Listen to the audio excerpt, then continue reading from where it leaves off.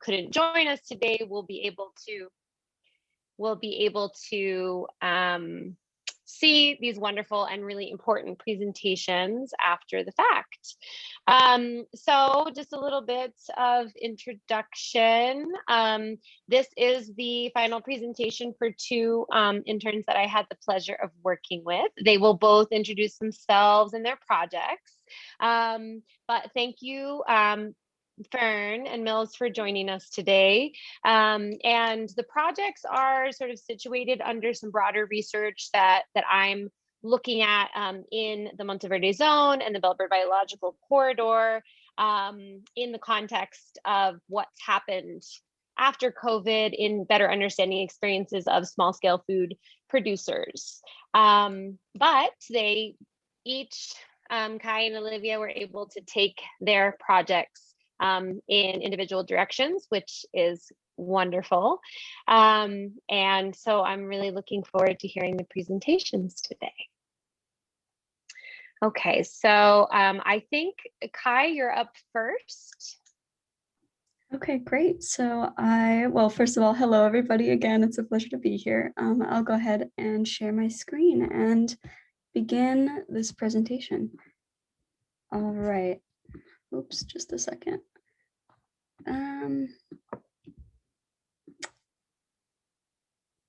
There we go. Okay, so hello everybody. My name is Kai Miller and I'm an undergraduate thesis student at New College of Florida in the United States, where I study anthropology and environmental studies. And the title of my thesis is The Crux of Conservation, Ecotourism and Community Livelihoods During the COVID-19 Pandemic. And I collaborated with Dr. Allison Cantor and the Monteverde Institute in order to carry out this research over a period of 3 months in the summer and then 6 weeks in the fall of 2020. So pleasure to be here. So this research was really important because ecotourism and conservation are entangled economically and socially, because ecotourism is used as a strategy to fund conservation activities in Monteverde, as well as many, many biodiverse areas around the globe. And the COVID-19 pandemic has disrupted travel, which has brought ecotourism to a halt and frozen revenues for conservation across the globe. As a result, the Monteverde community and its conservation organizations have faced major socioeconomic and ecological challenges throughout the pandemic. And my research essentially explores what these challenges were.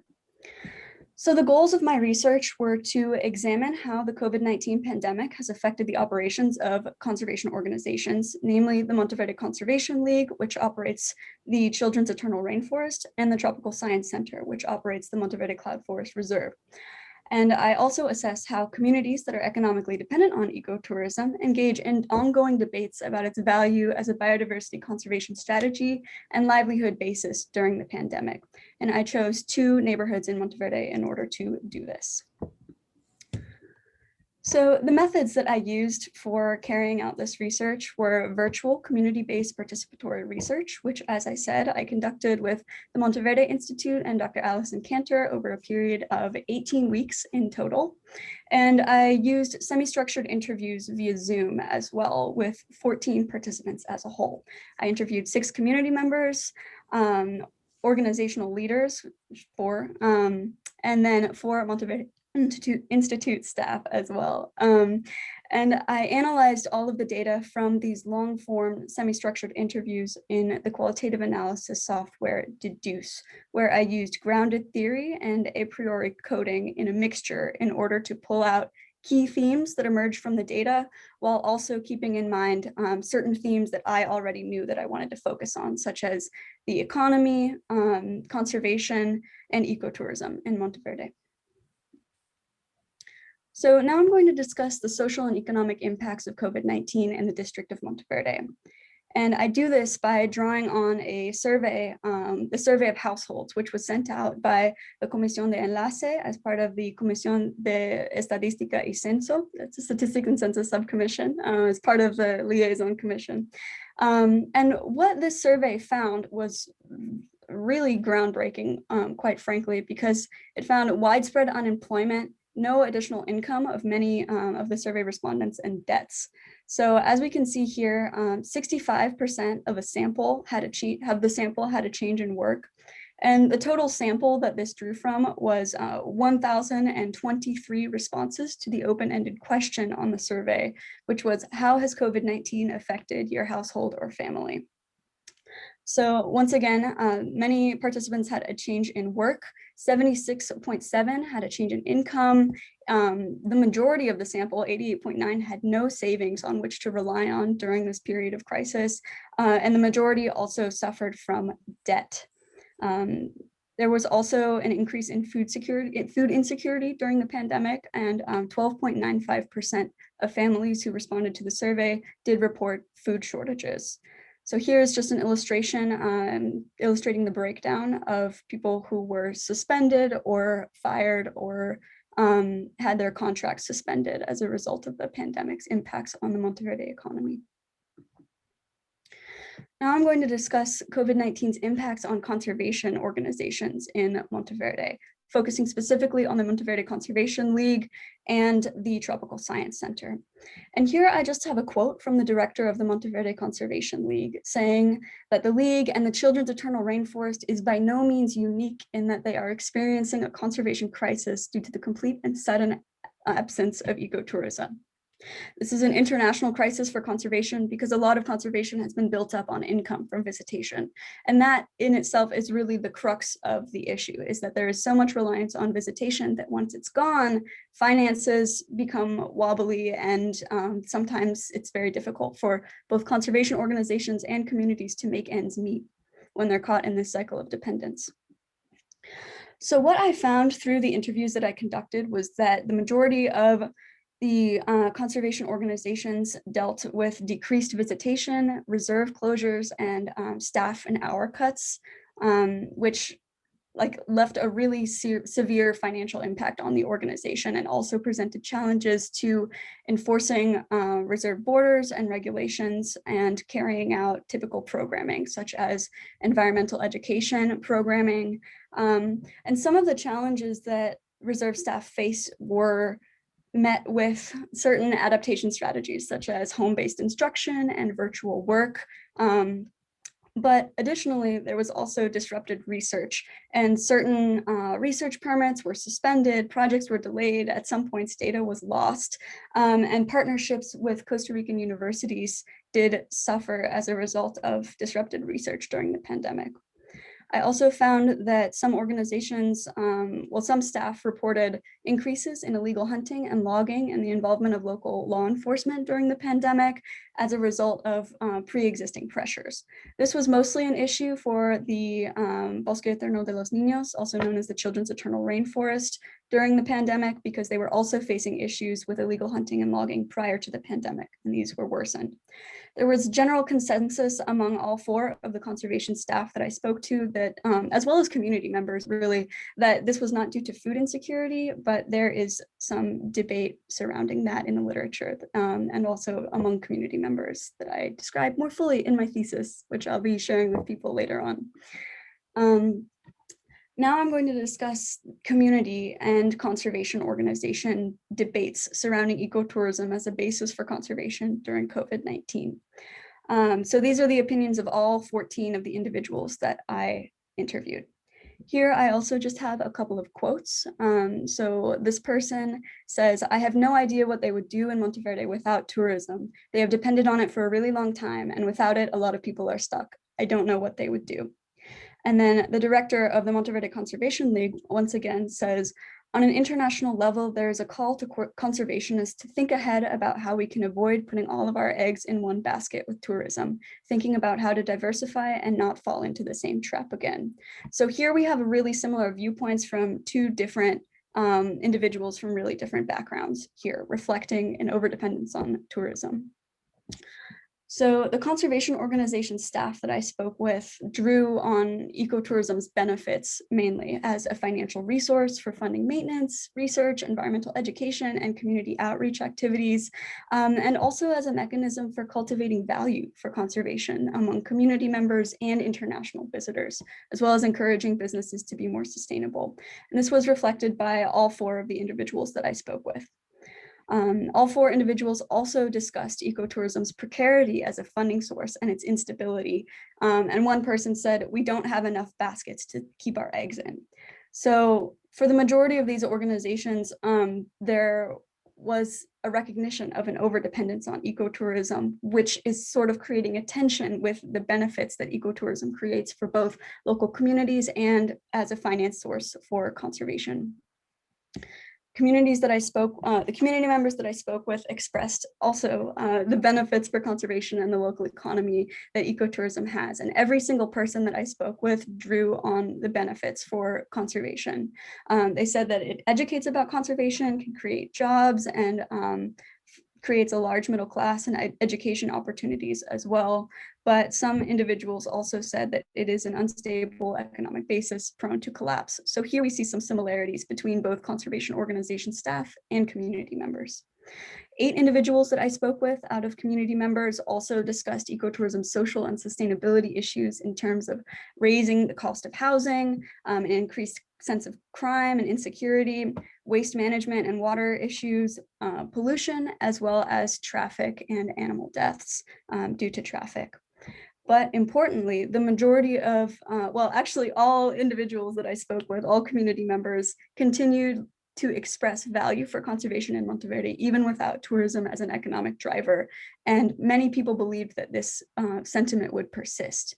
However, something that my research also explores later on is whether or not this will persist without the income from tourism and whether changes will occur in the community as a result. So now I'm going to sort of break this down. We have an academic who discusses tourism during the COVID-19 pandemic. We have a quote from him here where he says, "If we promote conditions where local people are completely dependent on external market forces and the motivation behind conservation is money-based, then conservation will always be dependent on a stable global economy, which is highly uncertain as we're witnessing right now during the COVID-19 pandemic." And this has kind of been a through line throughout all of the interviews that I conducted and what I've written about now, essentially. And I argue that COVID-19 is a revelatory moment of crisis that reveals the social costs and overdependence on ecotourism in the Monteverde community.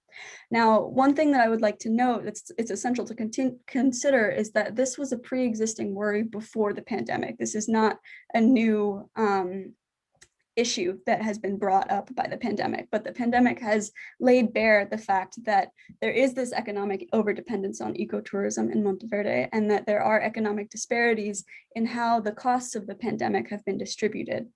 It also reveals the vulnerability of tourism as a conservation funding strategy, which I discussed earlier, and networks of dependence that are cultivated by increasing globalization and integration into the global market economy, which is something that we can see in Monteverde with the amount of international tourists and also multinational conglomerates such as Sigma, who purchased the dairy factory. So I would like to also state that the most affected individuals were in the lower income service industry, such as hotel staff and restaurant workers, individuals with less job security. But I do want to say that this is something that was reflected to me verbally and that I do not have hard data to back this up. I do not have numbers. But many individuals expressed that they were worried about the fact that many people without sufficient savings and without alternative income were bearing the costs of the pandemic. But importantly, the pandemic and disaster can also illustrate the way that an increased sense of collaboration and community support can be created. And it's also incited diversification, so many diversification efforts, especially through the Monteverde Institute programs, which focus on small-scale food production. And every single individual that I spoke to, all 14 people, said that economic diversification is essential either for their community or for their organization moving forward. So here I've just outlined a couple of the programs that from the Monteverde Institute that people mentioned and that I know were being used during the pandemic, such as Monteverde Consume Local, the Huertas Chat, and community gardens, such as the one in Cerro Plano and other places, Cajas Productivas, Disfrutables, and Planting Sustainability, which was a program in partnership with local hotels and the Monteverde Institute to provide sustainability-based jobs for community members. So ultimately, my main finding is that in the community, people generally agree that the connection to the land has cultivated resilience in the face of the COVID-19 crisis, and that generally represents the way forward for Monteverde to diversify in the face of growing global challenges such as the COVID-19 pandemic. On the part of conservation organizations, it seemed that endowment funds were the most surefire way to gain resilience against global shocks such as this. I do want to mention that the Children's Eternal Rainforest did meet its funding goal. They had to start a GoFundMe in order to make ends meet during the pandemic, but that goal was reached. Something that illustrates, though, is that donations cannot always serve to fill the gaps that are created when there is this overdependence on ecotourism. And it's really important for the community as a whole, on multiple levels of stakeholders and different organizations, to come together and discuss how to chart the way forward for this community. That is my presentation. I hope you all enjoyed it. I would like to thank the Monteverde Institute and Dr. Allison Cantor and all of the Monteverde Institute staff who supported me, the community of Monteverde, and the staff of the Children's Eternal Rainforest and the Tropical Science Center for everybody's participation and patience during this unprecedented period. I know it's been very difficult for everyone involved. And also just my college and many other people who've supported me throughout this process. Here's the bibliography. And now, oh, it's not moving. I don't know. Now I can take questions, though, from the audience in English or Spanish. Thank you, guys.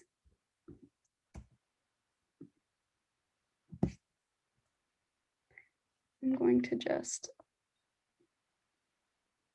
move it down one.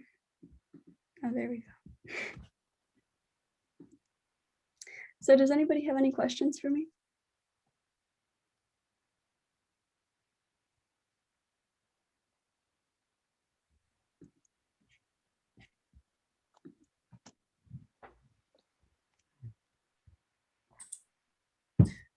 Thank you, Kai. This is very interesting. I don't have any particular question, but I just want to thank you for the work that you've done. And we would love to have a copy of your thesis for our library. And I look forward to, learning more from it. I know this was just a little extract, so thank you very much. Yeah, of course. Well, if there are other questions or comments, I'm happy to answer them. And if not, I'll just stop sharing my screen and we can carry on. I do have a few questions. Yeah, I just wanted to see if anyone else had any questions first. I think Mills put their hand up, but it might be frozen. Okay, I'm going to go ahead and ask my questions then. This was wonderful. Thank you so much. It's so nice to see the whole project come together after so many months of doing ethnography at a distance, and really participating in life as much as you could, and doing these wonderful interviews. So, after experiencing as much as you can from a distance and going through the literature, and framing the research in particular ways, which I'm sure you do a lot more of in your thesis as well. I'm really interested if you could expand on, what is really the take-home message from this research in sort of two contexts. And one is I'm wondering what you found in the literature in terms of how this fits in with other experiences that are going on during COVID with conservation organizations, maybe globally, maybe in Latin America and other regions, and sort of where your research fits in with that in similarities and differences. And then in thinking about Monteverde as a very specific geographical, cultural, social space, Right. what is that takeaway from the research in terms of, well, where would you take it now in thinking about Monteverde? So it's kind of two questions wrapped into that's a one. great question. Yeah. Well, first of all, I think one major take home is that this research is not unique at all during this time. It's unique in that it focuses on Monteverde, which is sort of the crown jewel of ecotourism and sustainable development, as some scholars have posited. But all around the world, these vulnerabilities have been revealed by the pandemic. And whether that's in Latin America or in Asia or in somewhere like the Canary Islands, where there are serious water management issues, while it's also an ecotourism hotspot, it's clear that the pandemic has had a devastating effect on tourism and ecotourism dependent communities across the globe, and Monteverde is not an outlier. I think that it is an outlier in the way that the community has been able to respond so rapidly and also create different commissions that involve multiple levels of stakeholders, both in the community and among conservation organizations and other just community support organizations such as the Monteverde Institute. I think that that's really special and something that has helped the community cultivate resilience in this period of crisis that maybe has not been documented as much in certain other areas that I've read about. So, and I think that that has roots in Monteverde's history as well, as a place where community-based decision-making really is the driving force behind how the community moves forward in its decision-making. But yeah, I mean, tourism and ecotourism have been revealed as very vulnerable development strategies, although they do have numerous benefits, as we've seen with education, cultivating value, et cetera, as I went over. But it definitely does have its promises and pitfalls. And I think that a major challenge moving forward is, and this has been discussed in literature as well, is how to make ecotourism more resilient while also maximizing the benefits of it in a given place for conservation and also just for sustainable development as well.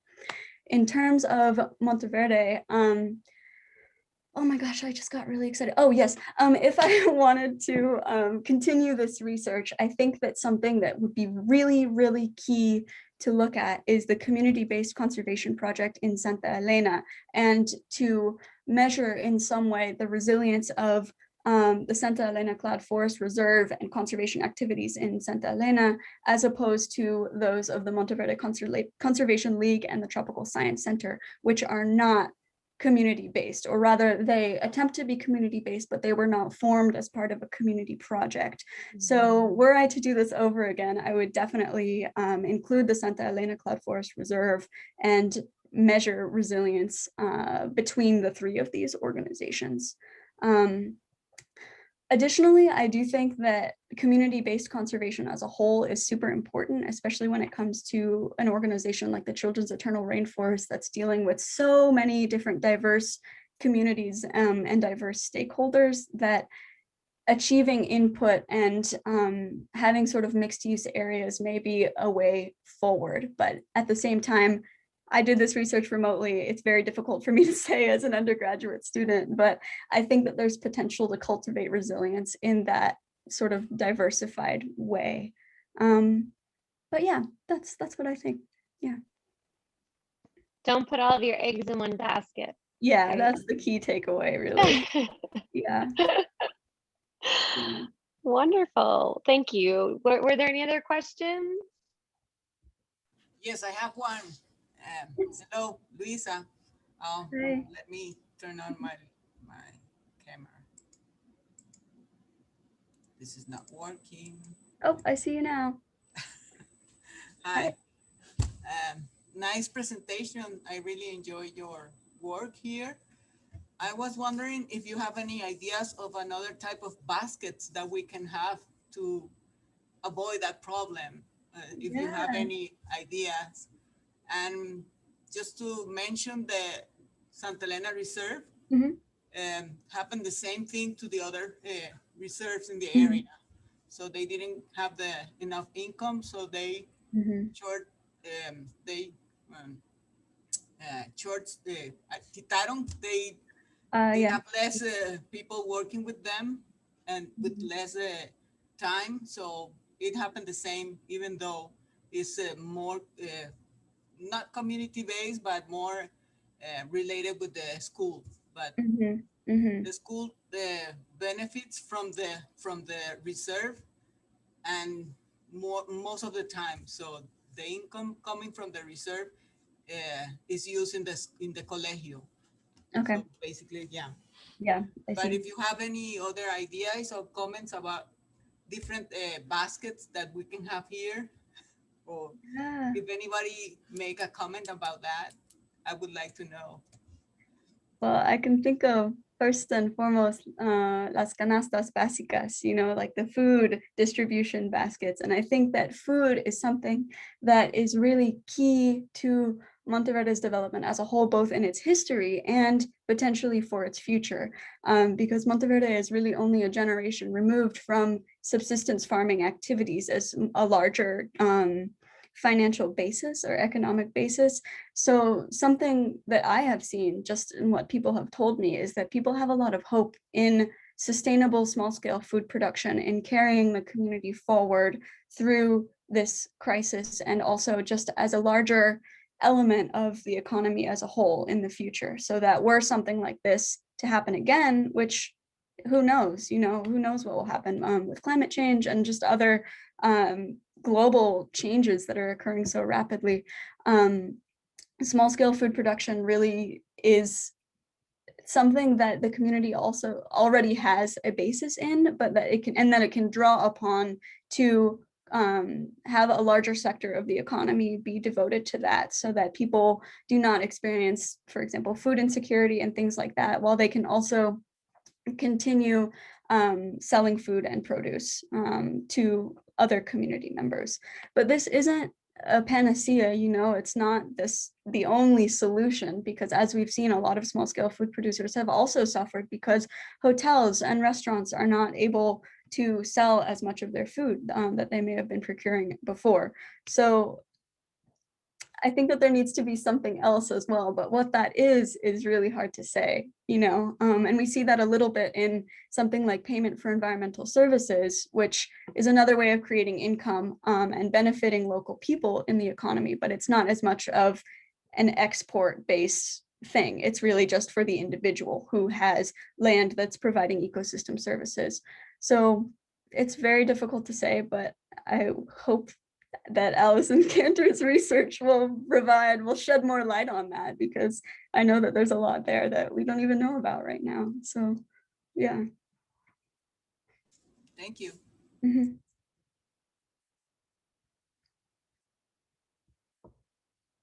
Any other questions?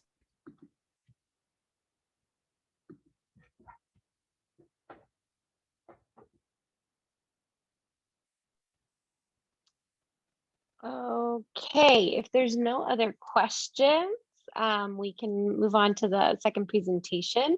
But Kai, I'm very glad you have your contact information there. So if anyone watches this on Facebook, they can contact you if they have other questions or they want to get in touch with you. And just a reminder that all of this will be stored in MBI's digital collection. So the presentation will be accessible. Kai's thesis, when it's ready, will also be accessible. And so we can learn more and build on this awesome work. So thank you, Kai. Thank all of you. Thanks. Okay. Okay, Olivia.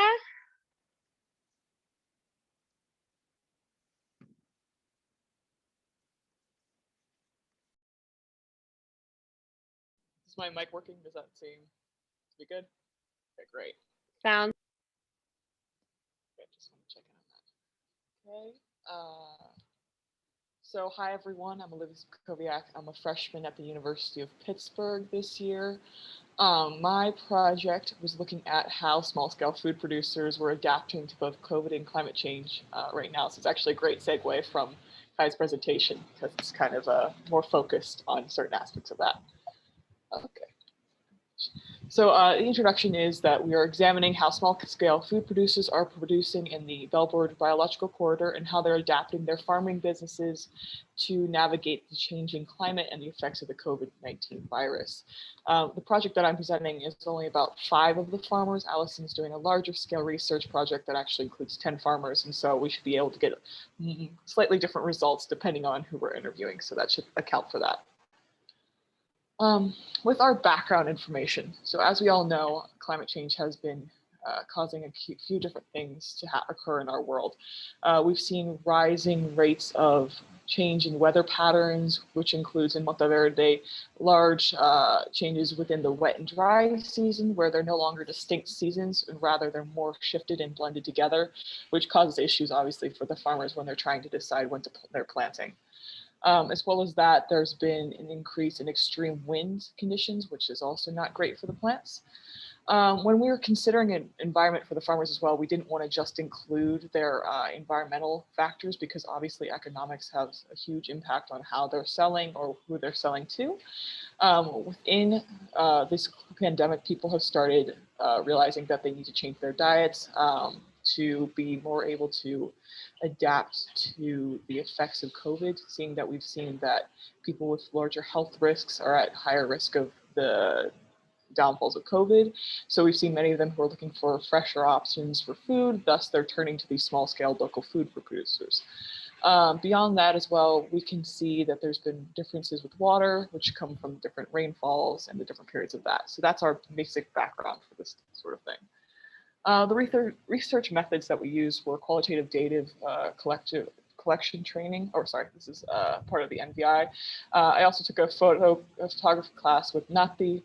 She was able to teach me how to properly take photos of the different farmers that we were doing, which is really helpful because we were using Photovoice, which is a participatory action research strategy by which people create and discuss photographs as a means of catalyzing personal community change. So I was able to capture what the farmers were telling us about their farms and what changes they were able to make so that we could basically show people more of a involved view of these farmers. Beyond that, we did our interviews on semi-structured walkthroughs of the farms and tours. The farmers would give us a basic overview of what was going on and then show us specific examples throughout their farms of what they had adapted or what issues they were facing from COVID and climate change. And finally, in our analysis, we used MaxQDA, which is a content analysis and a combination of content analysis and grounded coding to finally go through all of our data. So our findings. This is our first part, which is the adaptations to COVID we found through our farmers. The first thing we noticed was that a large portion of the farmers were diversifying both their crops and markets. Within this picture, we'll look at the first one here on the right. There was a farmer who was talking about how he expanded his crops from around 3 lettuce, peppers, and the typical sort of thing there to over 30 different crops in order to be able to be more personalized to the people that he was selling to during the crisis. This also was expanded across our 5 different farmers that they all had said they had decided to change their crops or to expand on the different items that they were selling in order to be more catered or personalized. Second one was new investments on the farms. This is both time and monetary investments. Again, on the left side, we can see that there's this doesn't look like much, but it's an herb garden that the farmers are looking to grow within the next year. They've been home more because of COVID. And so now they're looking to how to expand their markets, and they're thinking of doing more herbal medicine, which is something new. And also on the right, we can see that someone actually had to purchase a new vehicle in order to be able to transport the goods that they were growing now for the more personalized things for COVID. The next part was our findings for the adaptations to climate change. Here we have irrigation systems, which people obviously have been trying many different methods. Even in this slide itself, you can see that we have 3 different ones. A more individualized approach of very close irrigation where each plant is very individualized with what it's getting. The second is the spray method, which is a more common one. It's just very typical down there. And the third one was simply using the natural environment, which people put down compost and then they allowed the rain or anything normally would be occurring in the environment to water their plants. Finally, we had this is second to last. Our protection from the elements. We noticed again that there were huge amounts of change in wind and rainfall. So farmers have been adapting their farms in order to be able to protect their plants from these elements. On the left side, we can see that they were growing trees around their farms to create windbreaks. And on the right side, you can see that they were having a greenhouse to protect from excess rain that was collecting in the plants. Another thing that they were doing is because they were noticing these changes in the environment, they decided to be able to try to produce as sustainably as possible. So they began composting their excess goods and trying to figure out ways that they wouldn't have to use pesticides within their farm by creating their own fertilizers or using different natural pesticides, which was great. So as for our results, we can see that a huge issue that people were looking at were how they were adapting to climate change. COVID is, again, pretty large here as well, but it seemed to be major impacts of climates that were affecting their farms. Actually, the results or the prevention for more changes was the second largest thing here that people were talking about. And as well, they were talking about how they could basically use the things that they learned from COVID to further aid them in changing their business models and adapting in the future. So within our discussions, we can see that many producers have been able to adapt to COVID change. Within our 5 producers, they actually talked about how these had presented many different opportunities, though it may have presented challenges, that they were able to adapt to this and create new ideas or come up, use social media as a platform by which to further their business models or gain new clients, even with hotels and restaurants closing. Climate change is a constant battle that they're facing, and they actually talked about how it was difficult for them because they feel as though they have very little impact on climate change, and that actually large portions of climate change is coming from the cities or larger regions, and so we need to be aware of that and how they are affected by that, or how they are affecting small-scale food producers in Monteverde. As well, we're having to look at how these weather patterns that are changing and are affected by the climate change can reach all the way up to Monteverde from San Jose, or how something so small as a factory in even the United States could be affecting a weather pattern all the way to Monteverde. So what I've learned from this project is that there seems to be a lot of connection where something you wouldn't see is connected somehow is impacting someone else.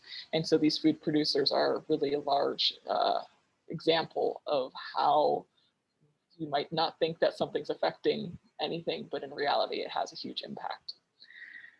So finally, I wanted to say thank you to Allison Cantor. She was a great professor to guide me through this whole thing, and Natalie Ardwiz, because she really was helpful in taking all these beautiful photographs of the Photovoice, and MVI for being such a great thing. And I was very lucky. I got to stay in Costa Rica for 2.5 months with Yesenia Alvarado. She was my stay-at-home parent, and all the farmers who participated in our project. And so yeah, that's about it. I will be able to take questions now. I'm going to stop sharing just to have that.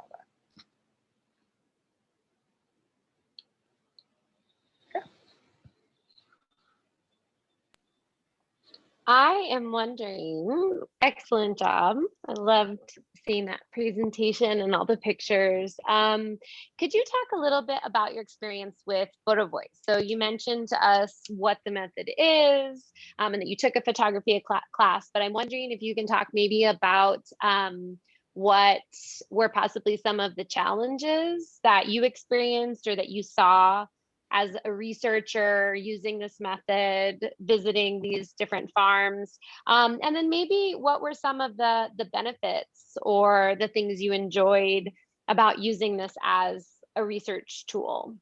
Yeah, sure, definitely. So Photovoice for me, I really enjoyed the method because, as they say, a picture is worth 1,000 words. So it's really great. You actually get to have the perspective of the farmer. A couple challenges were when we asked some of the farmers to point out like the key adaptations or things that were most important to them, it was a little difficult because maybe it's something that's not tangible, or they couldn't exactly point out an adaptation that was really necessary or something that they hadn't changed in the past 5 years. So that was probably one of the biggest challenges, I would say. I think some of the benefits of Photovoice, though, as I said, it really gives you a different perspective. It also allows people to form their own opinions, which I think is interesting. I can tell you everything that I saw at the farms, everything I thought, but if you're able to see the picture, you can also come to your own opinions about maybe what better, or like some of the adaptations that they're using, or what are some of the benefits or issues that are going on. And I think that it's a great method, especially in these sort of things, because it allows people to feel as if they're a part of the community and maybe makes these issues more personal.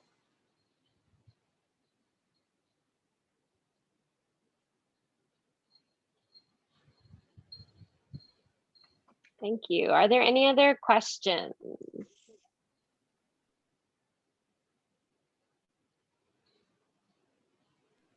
Did you guys happen to know?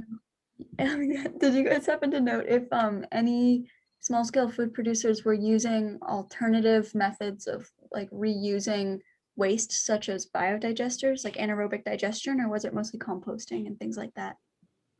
So from what I don't remember if anyone mentioned that specifically. I know the most interesting one that someone had was they used their chickens and rabbits to create different fertilizers or to put different nutrients into the soil, which was pretty interesting, that they were able to identify like that rabbit feces was a better fertilizer than say just using food scraps. I don't remember if any of them said anything like that, but that, again, we might not have been asking those questions at that time, so. Yes, nobody that we visited had a biodigester. They were mostly using different methods of compost. And I think that actually this brings up a really interesting point about maybe some of the limitations of the project. And Olivia, feel free to chime in if I missed something or if you have anything to add. But, you know, we had a very specific focus of this project. And so we didn't really talk or push to talk about things like organic versus non-organic, or if they mentioned that they maybe use pesticides or chemicals, we didn't really go there.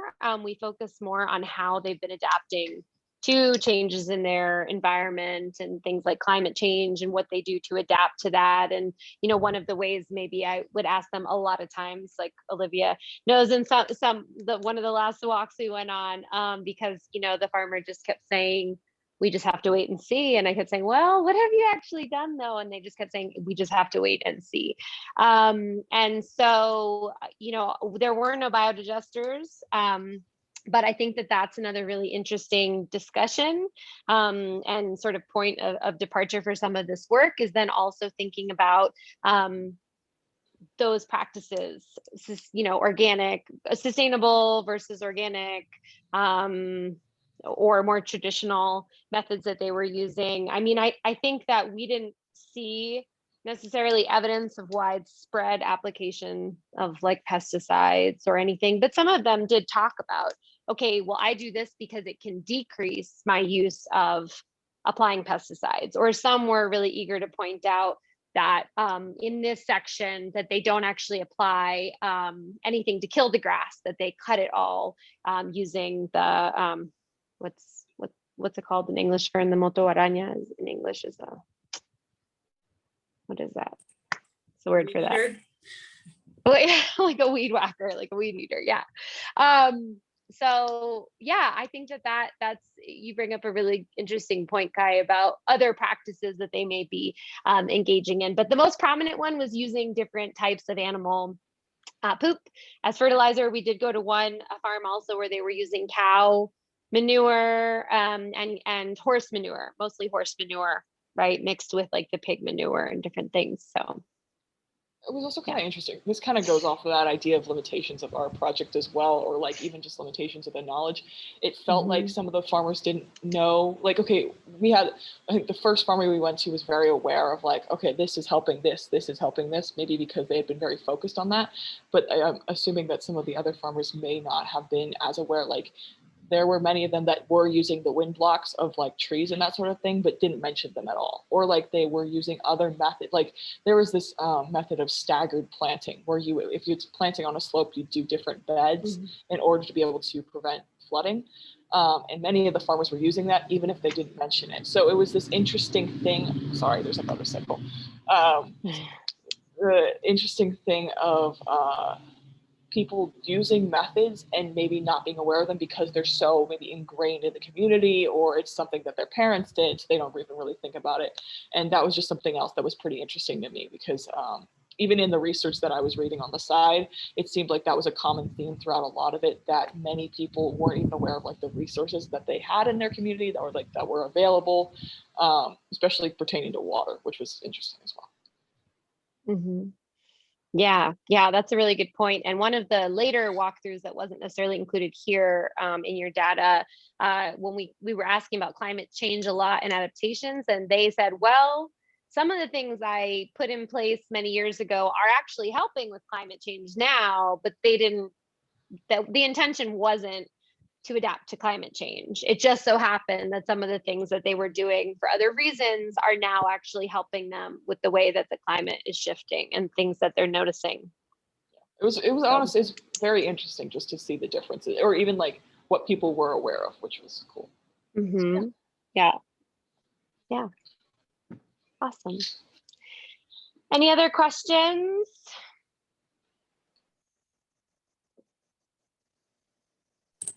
No, but thank you, Olivia and Ali. Very interesting. And yeah, Olivia, thank you for being our first on-site student or intern since the pandemic. And I got to see you a few times. I know you were out in the field a lot, but it was great to have you here on campus. And Kai, I hope very much that you can come and visit us in person one day. I'm excited to come back when there's other people, a lot of other people there. I'm sure Allison was talking about how it's normally bustling, so it's pretty interesting. Yeah. Well, thank you both. I really look forward to hearing from you in the future and seeing where these projects have taken you and everything else that you're doing. And I can't stress enough to anyone who sees this that the information will all be available in the digital collection, so it is completely accessible. And just thank you for the work that you did.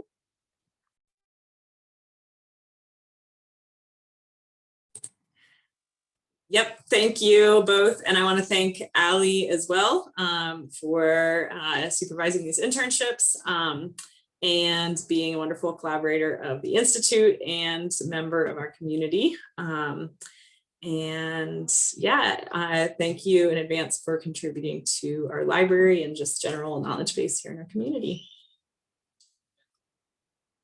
Thank you both. It was really great. I'm glad I got to do this internship with both of you and get to meet both of you, or all of you as well. Kai, I wish we'd be able to talk more, but it was great to meet you as well. Yeah, it was really wonderful to get to know all of you and just like have this experience contributing to something really meaningful during a really tough time. So yeah, thank you guys so much. It's been awesome. All right. Okay, have a good one. Bye, everyone. Thank you. So.